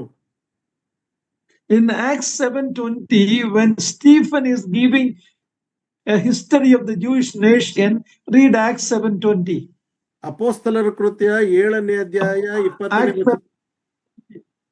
ಅಪೊಸ್ತಲರ ಕೃತ್ಯ 7ನೇ ಅಧ್ಯಾಯ 20ನೇ ವಚನದಲ್ಲಿ 7:20. Yes, 7:20 ಸ್ಟೆಫನನು ಇಸ್ರಾಯೇಲರ ಕುರಿತಾಗಿ ಹೇಳುವಂತ ಸನ್ನಿವೇಶದಲ್ಲಿ ಹೇಳುವಂತ ಮಾತು 7:20. ಆ ಸಮಯದಲ್ಲೇ ಮೋಶೆಯು ಹುಟ್ಟಿದನು, ಅವನು ದಿವ್ಯ ಸುಂದರನಾಗಿದ್ದನು ಮತ್ತು ತಂದೆಯ ಮನೆಯಲ್ಲಿ 3 ತಿಂಗಳು. Here we see He was a godly, beautiful. ಅಲ್ಲಿ ನಾವು ನೋಡ್ತೇವೆ ದಿವ್ಯ ಸುಂದರನಾಗಿದ್ದನು ಎಂಬುದಾಗಿ. If you want to understand the meaning of that, there was a promise God gave to Abraham in Genesis chapter 15. Please read that. Genesis 15, 13 to 16. ಈ ಪದ ಅರ್ಥ ಆಗ್ಬೇಕಾದ್ರೆ ದೇವರು ಅಬ್ರಹಾಮನಿಗೆ ಆಶೀರ್ವದಿಸದನ್ನ ನಾವು ನೋಡಬೇಕು. ಅದು ಆದಿಕಾಂಡ 15ನೇ ಅಧ್ಯಾಯದಲ್ಲಿ ಅದು ಇದೆ. ಆದಿಕಾಂಡ 15ನೇ ಅಧ್ಯಾಯ ವರ್ಸ್ 13 to 16. 13ರಿಂದ 16ನೇ ವಾಕ್ಯದವರೆಗೆ. ಆದಿಕಾಂಡ 15, 13ರಿಂದ 15. ಆಗ ಯೆಹೋವನು ಅವನಿಗೆ, ನೀನು ಚೆನ್ನಾಗಿ ತಿಳಿಯತಕ್ಕದ್ದೇನೆಂದರೆ ನಿನ್ನ ಸಂತತಿಯವರು ಅನ್ಯ ದೇಶದಲ್ಲಿ ಕೆಲವು ಕಾಲ ವಾಸವಾಗಿದ್ದು ಆ ದೇಶದವರಿಗೆ ದಾಸರಾಗುವರು. 400 ವರ್ಷ ಆ ದೇಶದವರಿಂದ ಬಾಧೆ ಪಡುವರು. ಅವರಿಂದ ಬಿಟ್ಟಿ ಕೆಲಸ ಮಾಡಿಸಿಕೊಂಡ ಜನಾಂಗವನ್ನು ನಾನು ಶಿಕ್ಷಿಸಿದ ನಂತರ ಅವರು ಬಹಳ ಆಸ್ತಿವಂತರಾಗಿ ಆ ದೇಶದಿಂದ ಬಿಡುಗಡೆಯಾಗಿ ಬರುವರು. ನೀನಂತೂ ಸಮಾಧಾನದೊಡನೆ ಪಿತೃಗಳ ಬಳಿಗೆ ಸೇರುವಿ, ತುಂಬಾ ವೃದ್ಧನಾಗಿ ಉತ್ತರ ಕ್ರಿಯೆಯನ್ನು ಹೊಂದುವಿ.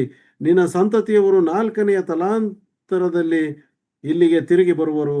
ಅಮೋರಿಯರ ಅಪರಾಧವು ಇನ್ನೂ ಪೂರ್ಣ ಸ್ಥಿತಿಗೆ ಬರಲಿಲ್ಲ ಎಂದು ಹೇಳಿದ. God gave a promise that in the 4th generation they will come back out from slavery.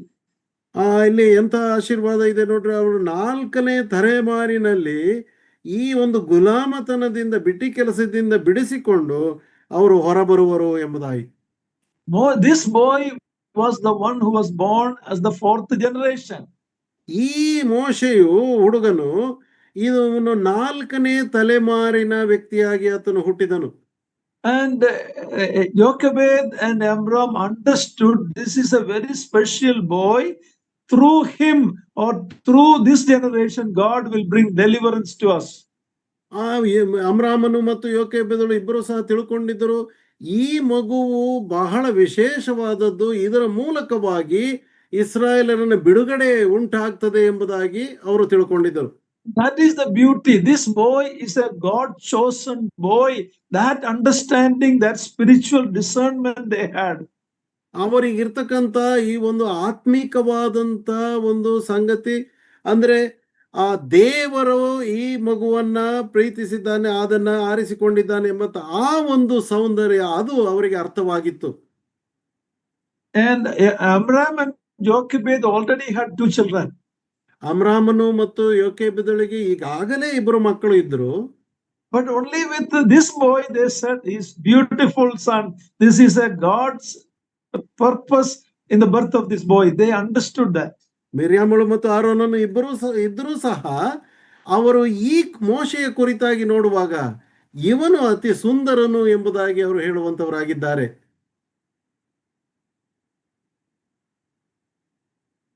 After 3 months, it was impossible to hide this baby. You know, the children cry. It's very difficult to hide them.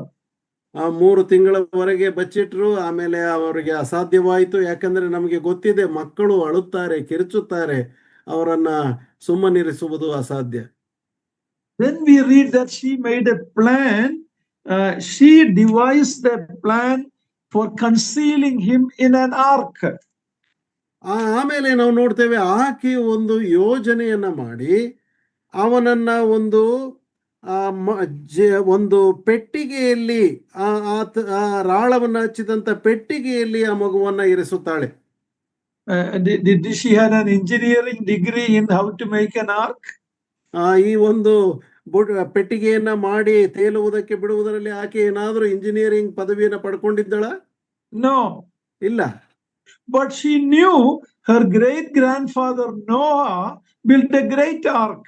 ಆದರೆ ಅವಳಿಗೆ ಗೊತ್ತಿತ್ತು, ಆಕೆಯ ಮುತ್ತಾತನಾದಂತ ನೋಹನು ಒಂದು ದೊಡ್ಡ ನಾವೆಯನ್ನ ರಕ್ಷಣೆಗೋಸ್ಕರವಾಗಿ ಮಾಡಿದ್ದು ಆಕೆಗೆ ಗೊತ್ತಿತ್ತು. Noah was also not an engineer, but God gave him wisdom to make a large ark which was enough for their family and for all the species of the animals. ನೋಹನು ಸಹ ಒಬ್ಬ ಇಂಜಿನಿಯರ್ ಆಗಿರಲಿಲ್ಲ, ಆದರೂ ಸಹ ದೇವರು ಆತನಿಗೆ ಜ್ಞಾನವನ್ನು ಕೊಟ್ಟು ಒಂದು ದೊಡ್ಡ ನಾವೆಯನ್ನ ಮಾಡಿ ತನ್ನ ಕುಟುಂಬದವರ ರಕ್ಷಣೆಗಾಗಿ ಮತ್ತು ಜಲ ಜಂತುಗಳು ಉಳಿದುಕೊಳ್ಳುವಂತ ರೀತಿಯಲ್ಲಿ ಅದಕ್ಕೊಂದು ಏರ್ಪಾಟನ್ನು ಮಾಡಿದ್ದನು. It was a big ark. ಅದು ಒಂದು ದೊಡ್ಡ ನಾವೆ. The same God gave Jochebed the wisdom to make a small ark for one person. ಇಲ್ಲಿ ಆ ನೋಹನು ಮಾಡಿದಂತ ದೊಡ್ಡ ನಾವೆಗೆ ಜ್ಞಾನವನ್ನ ಕೊಟ್ಟ ಅದೇ ದೇವರು ಯೋಕೆಬೇದಳಿಗೂ ಸಹ ಒಬ್ಬ ವ್ಯಕ್ತಿಗೋಸ್ಕರವಾಗಿ, ಒಂದು ಚಿಕ್ಕ ಮಗುವಿಗೋಸ್ಕರವಾಗಿ ಒಂದು ನಾವೆಯನ್ನ ಮಾಡಲು ಅಥವಾ ಪೆಟ್ಟಿಗೆಯನ್ನು ಮಾಡಲು ಜ್ಞಾನವನ್ನ ಕೊಟ್ಟನು. That is the faith that she had, that I can build a small ark to protect this baby. ಈ ಒಂದು ನಂಬಿಕೆ ಆಕೆಯಲ್ಲಿತ್ತು.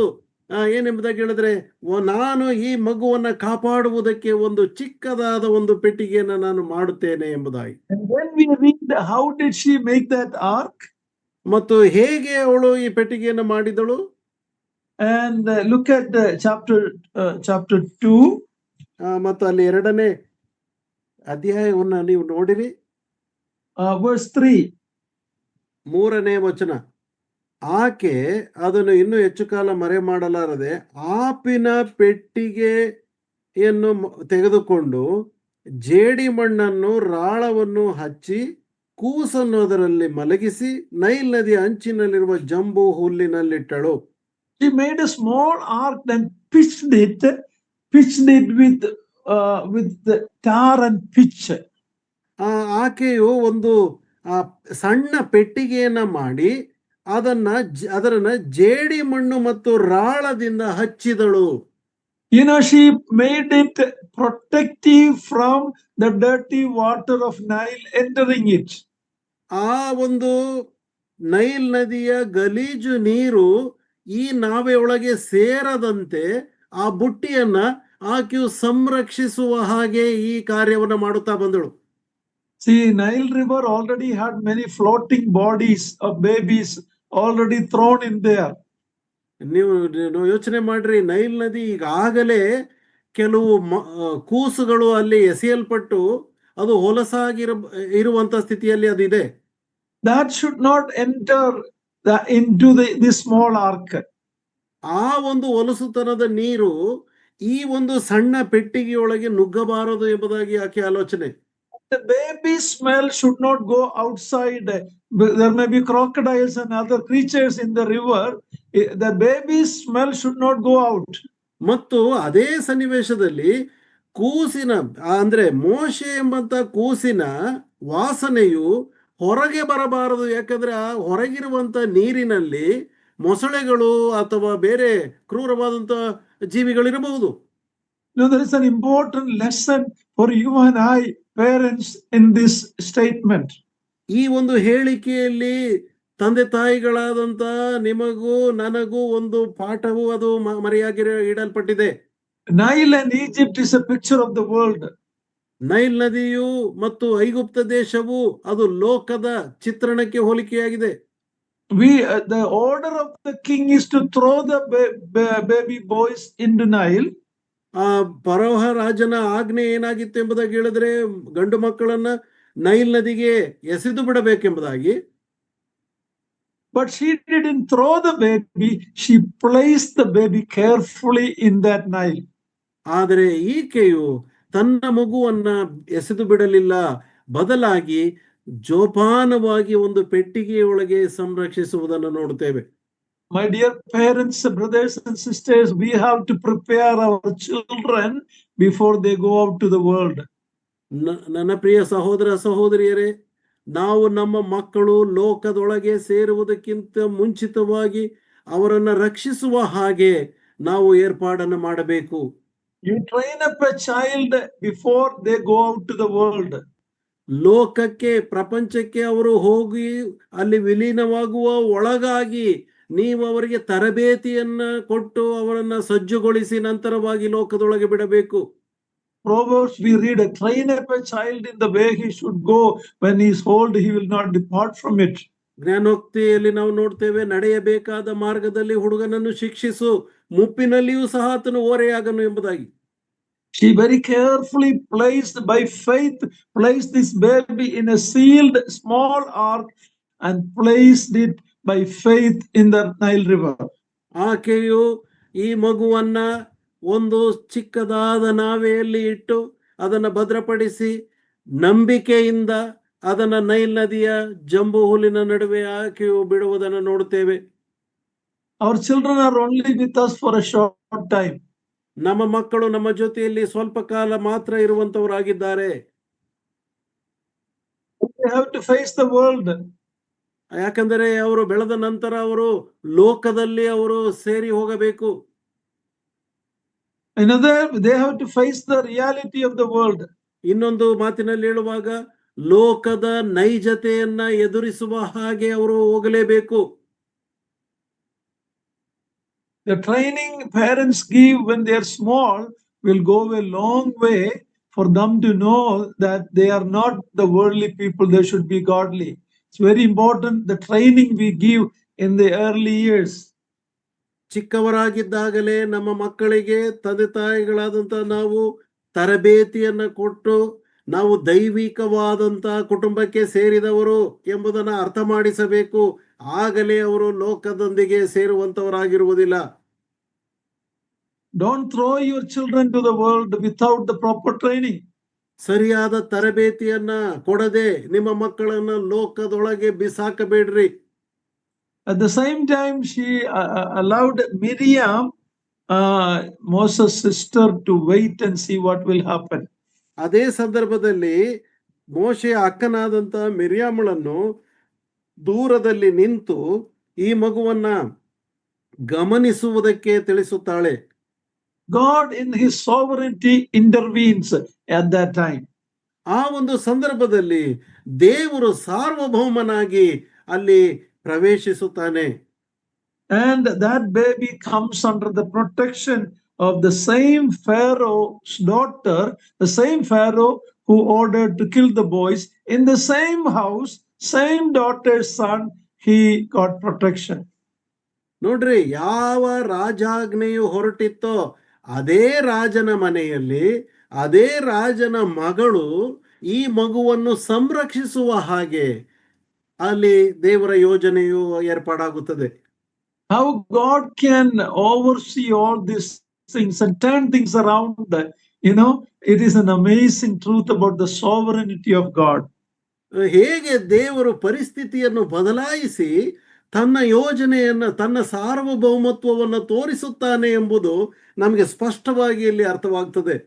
Later we see that the same Pharaoh who ordered the Jewish boys to be thrown into the Nile, he himself and his army was drowned in the Red Sea. ಯಾವ ರಾಜನು ಫರೋಹನು ಯಹೂದ್ಯರ ಮಕ್ಕಳನ್ನ Nile ನದಿಗೆ ಮುಳುಗಿಸಬೇಕೆಂಬುದು ಆಜ್ಞೆ ಕೊಟ್ಟನೋ ಅದೇ ಫರೋಹನು ಮತ್ತು ಆತನ ಸೈನ್ಯವು ಕೆಂಪು ಸಮುದ್ರದಲ್ಲಿ ಮುಳುಗಿ ಹೋದದ್ದನ್ನು ನಾವು ನೋಡ್ತೇವೆ. God sees what man is doing. The evil man is doing will come back on his own head. ಒಬ್ಬ ದುಷ್ಟ ವ್ಯಕ್ತಿಯು ಮಾಡುವುದನ್ನ ದೇವರು ಗಮನಿಸುತ್ತಾನೆ. ಆತನು ಮಾಡುವಂತ ಕುಯುಕ್ತಿಗಳು ಆತನ ತಲೆಯ ಮೇಲೆಯೇ ಬರುವಂತೆ ಮಾಡುತ್ತಾನೆ. Now, one beautiful thing about Jochebed, finally Pharaoh's daughter heard Miriam telling, "Shall I bring a woman to give milk to this baby?" And same God's provision, Jochebed got the baby back in her hand. ಅದೇ ದೇವರು ನೋಡ್ರಿ, ಮಿರ್ಯಾಮಳು ಕೇಳ್ತಾಳೆ ರಾಜಕುಮಾರಿಯತೆಗೆ, ಈ ಮಗುವನ್ನು ಮೊಲೆ ಕುಡಿಸಿ ಸಾಕಲಿಕ್ಕೆ ಒಂದು ತಾಯಿಯನ್ನು ನಾನು ಕರೆತರಲು ಎಂಬುದಾಗಿ ಹೇಳುವಾಗ ದೇವರು ನಿಯಂತ್ರಿಸಿ ಅದೇ ಮಗು ಅದೇ ತಾಯಿಯ ಒಡಲಿನಲ್ಲಿ ಬರುವುದಕ್ಕೆ ದೇವರು ಕಾರ್ಯ ಮಾಡುತ್ತಾನೆ. God not only protected him but provided for him. ದೇವರು ಸಂರಕ್ಷಿಸಿದ್ದು ಮಾತ್ರವಲ್ಲದೆ ದೇವರು ಒದಗಿಸುವಾತನು ಆದನು. Perhaps she is the only woman, Jochebed is the only woman who got paid to give milk to her own child. From the salary came from the palace. ನೋಡ್ರಿ, ಏಕೈಕ ಮಹಿಳೆ ಯೋಕೆಬೇದಳಾಗಿದ್ದಳು. ತನ್ನ ಹಾಲನ್ನು ತನ್ನ ಮಗುವಿಗೆ ಕುಡಿಸಲಿಕ್ಕೆ ಅರಮನೆಯಿಂದ ಹಣವು ಆಕೆಗೆ ಕೊಡಲ್ಪಡುತ್ತಾ ಇತ್ತು. How God can honor a woman who honors God. ದೇವರನ್ನ ಘನಪಡಿಸುವಂತ ಸ್ತ್ರೀಗೆ ಹೇಗೆ ಗೌರವ ಸಿಗ್ತದೆ, ದೇವರು ಹೇಗೆ ಬದಲಾಯಿಸಬಲ್ಲ ನೋಡ್ರಿ.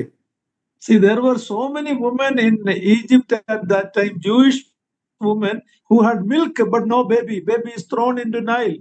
So that same mother to get the baby through Miriam's intervention, this is nothing short of God's providence.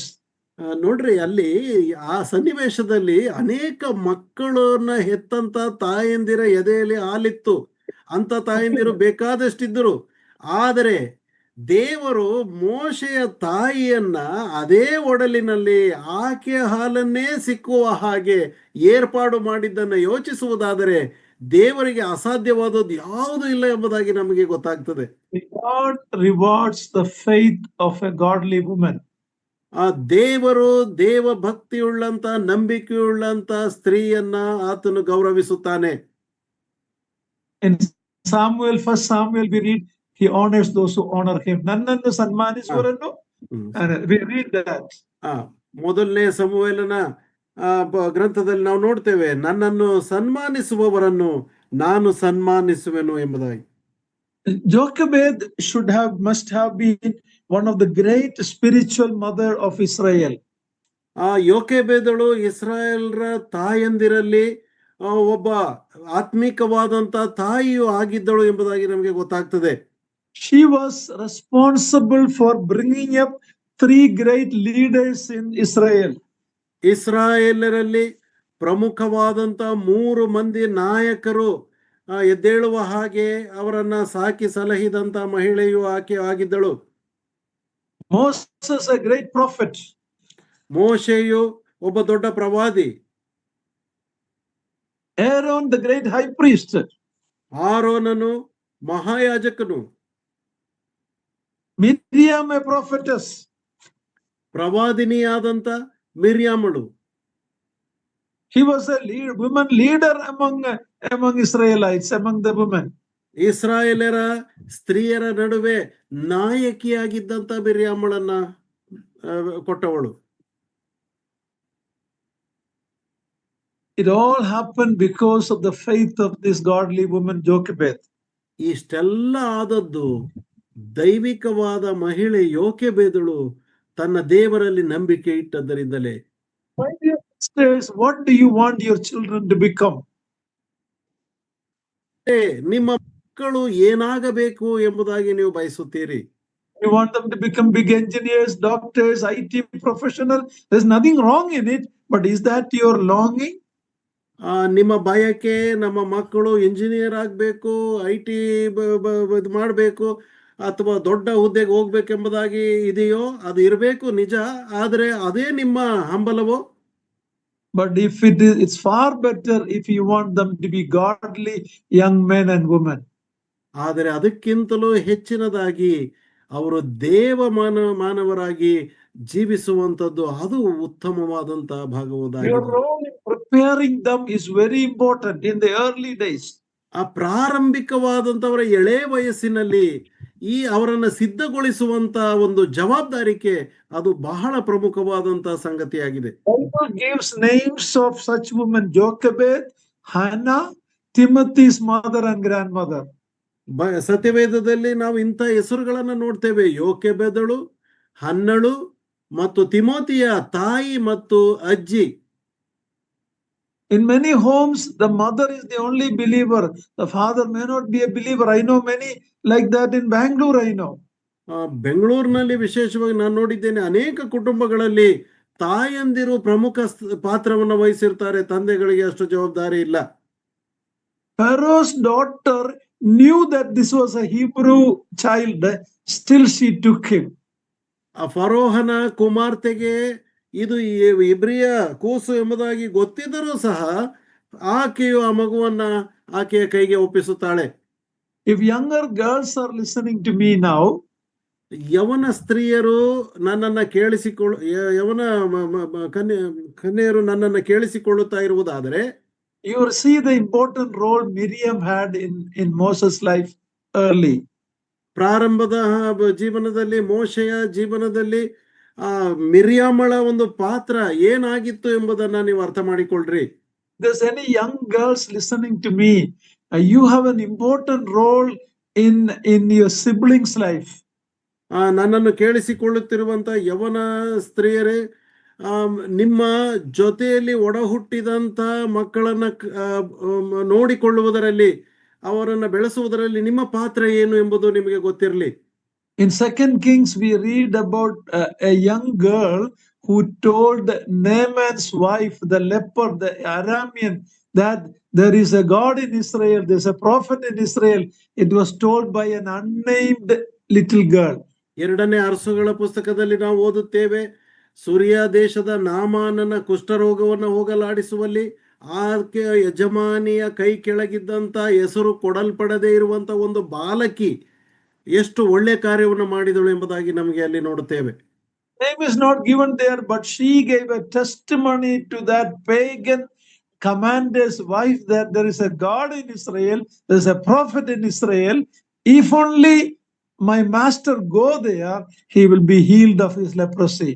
ಅಲ್ಲಿ ಆ ಬಾಲಕಿಯ ಹೆಸರು ಕೊಡಲ್ಪಟ್ಟಿಲ್ಲ, ಆದರೆ ತನ್ನ ಯಜಮಾನಿಯ ಬಳಿಗೆ ಬಂದು ಕೇಳುವುದೇನೆಂದರೆ, ನಮ್ಮ ಯಜಮಾನನು ಇಸ್ರಾಯೇಲ್ ದೇಶದಲ್ಲಿ ಇರುವುದಾದರೆ ಎಷ್ಟೋ ಒಳ್ಳೆಯದಾಗಿತ್ತು, ಯಾಕಂದ್ರೆ ಅಲ್ಲಿ ಇಸ್ರಾಯೇಲ್ರಲ್ಲಿ ಒಬ್ಬ ಪ್ರವಾದಿ ಇದ್ದಾನೆ, ಅಲ್ಲಿ ಒಬ್ಬ ದೇವರು ಅವರನ್ನು ಗುಣಪಡಿಸಲು ಸಾಧ್ಯ ಎಂಬಂತ ವಿಷಯವನ್ನ ತಿಳಿಸ್ತಾಳೆ. Now let's read chapter 2 verse 9. ಈಗ ನಾವು ವಿಮೋಚನಾ ಕಾಂಡ 2ನೇ ಅಧ್ಯಾಯ 9ನೇ ವಚನವನ್ನ ಓದೋಣ. ಫರೋಹನ ಕುಮಾರ್ತೆ ಅವಳಿಗೆ, ನೀನು ಈ ಮಗುವನ್ನು ತೆಗೆದುಕೊಂಡು ಹೋಗಿ ನನಗೋಸ್ಕರ ಸಾಕಮ್ಮ, ನಾನೇ ನಿನಗೆ ಸಂಬಳವನ್ನು ಕೊಡುವೆನು ಎಂದು ಹೇಳಲಾಗಿ ಆ ಸ್ತ್ರೀಯು ಕೂಸನ್ನು ತೆಗೆದುಕೊಂಡು ಸಾಕಿದಳು. Now this is an important spiritual principle we can learn from here, this statement. ಈ ಒಂದು ಹೇಳಿಕೆಯಲ್ಲಿ ಒಂದು ಆತ್ಮಿಕವಾದಂತ ಒಂದು ಸಂಗತಿಯನ್ನ, ಸತ್ಯಾಂಶವನ್ನು ನಾವು ಅರ್ಥ ಮಾಡಿಕೊಳ್ಳುತ್ತೇವೆ. Pharaoh's daughter is telling to Moses' mother, train him for me, I will pay you. ಫರೋಹನ ಕುಮಾರ್ತೆಯು ಮೋಶೆಯ ತಾಯಿಗೆ ಹೇಳುವಂತ ಮಾತು, ಈ ಮಗುವನ್ನ ನನಗೋಸ್ಕರ ಸಾಕು, ನಾನು ನಿನಗೆ ಸಂಬಳ ಕೊಡುವೆನು ಎಂಬುದಾಗಿ. Nurse him for me. ನನಗೋಸ್ಕರವಾಗಿ ಸಾಕಬೇಕು. That is what God is telling to all parents, especially the sisters, the mothers. God, the ownership of our children belong to God. We are training them for God. ಅದನ್ನೇ ದೇವರು ನಮ್ಮೆಲ್ಲ ಸಹೋದರಿಯರಿಗೆ ಹೇಳುವಂತ ಮಾತು ಏನಂತಂದ್ರೆ, ದೇವರಿಗೋಸ್ಕರವಾಗಿ ನಮ್ಮ ಮಕ್ಕಳನ್ನ ಸಾಕಬೇಕು, ಯಾಕಂದ್ರೆ ಮಕ್ಕಳು ದೇವರಿಗೆ ಬಾಧ್ಯರಾಗಿದ್ದಾರೆ. The ownership of our children belongs to God. ನಮ್ಮ ಮಕ್ಕಳ ಯಜಮಾನತ್ವವು ಅದು ದೇವರ ಕೈನಲ್ಲಿದೆ. They are God's property or ownership. They are given in our hands. ನಮ್ಮ ಮಕ್ಕಳು ದೇವರ ಒಂದು ಆಸ್ತಿಯಾಗಿದ್ದಾರೆ. God is telling you and I, nurse that child for me. ದೇವರು ನನಗೂ ನಿಮಗೂ ಹೇಳುತ್ತಾ ಇರುವಂತ ಮಾತೇನೆಂದರೆ, ನನಗೋಸ್ಕರವಾಗಿ ಈ ಮಗುವನ್ನ ಸಾಕಿರಿ. That's a spiritual principle. Those children belong to God and they are with us only for a short time in that early years, very important years. See, Jochebed had Moses only, I don't know, 4 years, 5 years, 6 years, I don't know. That short time, she made him to realize who he is. ನಮ್ಮ ಮಕ್ಕಳು ಸ್ವಲ್ಪ ಸಮಯ ಮಾತ್ರ ನಮ್ಮ ಬಳಿಯಲ್ಲಿರುವಂತವರಾಗಿದ್ದಾರೆ. ಮೋಶೆಯು ಅಷ್ಟೇ ತನ್ನ ತಾಯಿಯಾದಂಥ ಯೋಕೆಬೆದಳ ಜೊತೆಯಲ್ಲಿ ಬಹುಶಃ 3, 4 ಅಥವಾ 5 ವರ್ಷಗಳು ಇದ್ದನೋ ಏನೋ ಗೊತ್ತಿಲ್ಲ, ಆದರೆ ಸ್ವಲ್ಪ ಸಮಯ ಮಾತ್ರ ಅವರು ನಮ್ಮ ಬಳಿಯಲ್ಲಿರುವಂತವರಾಗಿದ್ದಾರೆ. I will pay you. ಮತ್ತು ನಾನು ನಿನಗೆ ಸಂಬಳ ಕೊಡುತ್ತೇನೆ. You read 1 Timothy chapter 2, 14 and 15. ಮೊದಲನೇ ತಿಮೋತಿ ಪತ್ರಿಕೆ 2ನೇ ಅಧ್ಯಾಯ 14 ಮತ್ತು 15ನೇ ವಚನ. ಮೊದಲನೇ ತಿಮೋತಿ ಪತ್ರಿಕೆ 2ನೇ ಅಧ್ಯಾಯ 14 ಮತ್ತು is it right brother? First Timothy or second? 1 Timothy 2, 14 and 15. ಮೊದಲನೇ ತಿಮೋತಿ ಪತ್ರಿಕೆ 2ನೇ ಅಧ್ಯಾಯ 14 ಮತ್ತು 15ನೇ ವಚನ. ಇದಲ್ಲದೆ ಆದಾಮನು ವಂಚನೆಗೆ ಒಳಬೀಳಲಿಲ್ಲ, ಸ್ತ್ರೀಯು ವಂಚನೆಗೆ ಒಳಬಿದ್ದು ಅಪರಾಧಿಯಾದಳು. ಆದರೂ ಸ್ತ್ರೀಯರು ಮಾನಸ್ಥೆಯರಾಗಿ ನಂಬಿಕೆಯಲ್ಲಿಯೂ ಪ್ರೀತಿಯಲ್ಲಿಯೂ ಪರಿಶುದ್ಧತೆಯಲ್ಲಿಯೂ ನೆಲೆಗೊಂಡಿದ್ದರೆ ಮಕ್ಕಳನ್ನು ಹೆರುವುದರಲ್ಲಿ ರಕ್ಷಣೆ ಹೊಂದುವರು. Brother, 1 minute, my battery is going down. Let me get it connected. 1 minute, okay? Okay brother. Okay. Yeah, in this passage we read, ಈ ವಾಕ್ಯ ಭಾಗದಲ್ಲಿ ನಾವು ಓದುವುದೇನೆಂದರೆ, even the woman was deceived by the serpent or Satan, ಅವಳು ಸರ್ಪದಿಂದ ವಂಚಿತಳಾಗಿದ್ದರೂ ಸಹ God gave her an important role to train up the children. ದೇವರು ಆಕೆಗೆ ಒಂದು ಪ್ರಮುಖವಾದಂತಹ ಪಾತ್ರವನ್ನ ಕೊಟ್ಟಿದ್ದಾನೆ. ಏನೆಂಬುದಾಗಿ ಹೇಳಿದ್ರೆ, ತನ್ನ ಮಕ್ಕಳನ್ನ ಕಾಪಾಡುವುದರಲ್ಲಿ. See, Moses' mother Jochebed had him only for few years. ನೋಡ್ರಿ, ಯೋಕೆಬೇದಳು ಮೋಶೆಯನ್ನ ಕೆಲವು ವರ್ಷಗಳು ಮಾತ್ರ ಸಾಕಲಿಕ್ಕೆ ಅವಳಿಗೆ ಸಾಧ್ಯವಾಯಿತು. But later we read, when Moses came to age, ವಯಸ್ಸಾದಾಗ, he realized that he is not an Egyptian, he is a Hebrew. Where did he get this understanding from? ಆದರೆ ಮೋಶೆಯು ಪ್ರಾಯಕ್ಕೆ ಬಂದಾಗ ಆತನಿಗೆ ಗೊತ್ತಾಯಿತು, ನಾನೊಬ್ಬ ಇಬ್ರಿಯನು, ನಾನು ಈ ಐಗುಪ್ತನ ಅಲ್ಲ ಎಂಬುದಾಗಿ ಆತನಿಗೆ ಗೊತ್ತಾಯಿತು. ಇದು ಎಲ್ಲಿಂದ ಆತನಿಗೆ ತಿಳಿದು ಬಂತು? Even though he was living in a comfortable palace with all the silver cup or the golden cup, everything privilege, in his heart he knew that he is not an Egyptian, he is a Hebrew. I am a descendant of Abraham. How did he know that? Because of his mother's influence.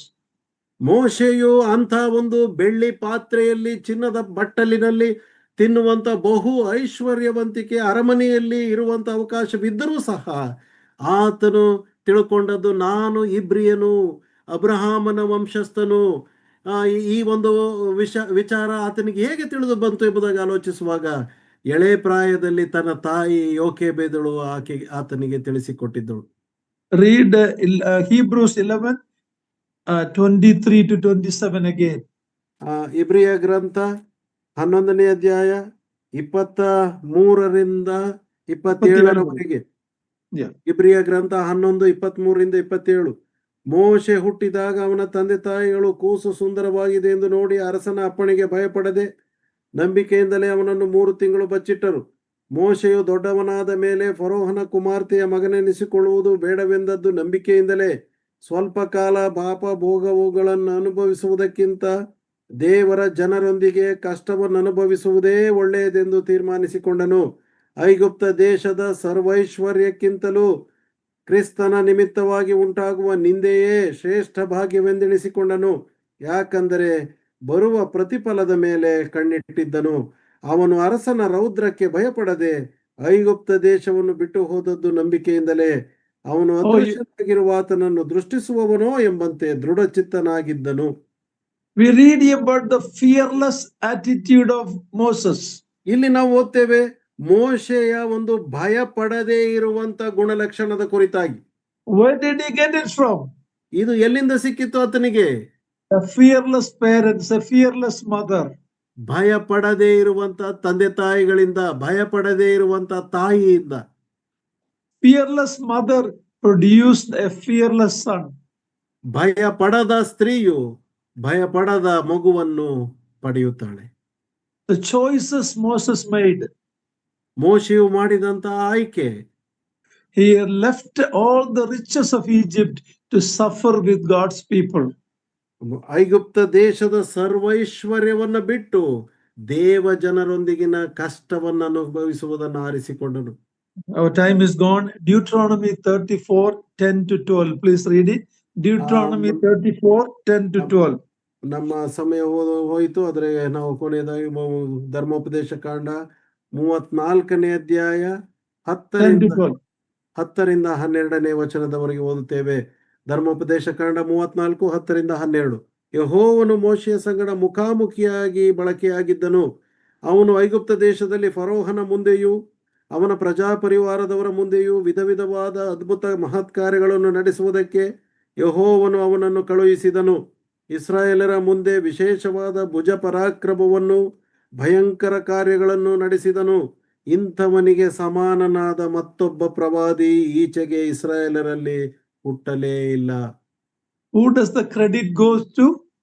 ಇದರ ಒಳ್ಳೆ ಒಂದು ಹೆಸರು ಯಾರಿಗೆ ಹೋಗ್ಬೇಕು? Jochebed, his mother, and his ಆತನ parents. ಆತನ ತಾಯಿಯಾದಂತ ಯೋಕೆಬೆದಳಿಗೆ ಅಲ್ಲವೇ?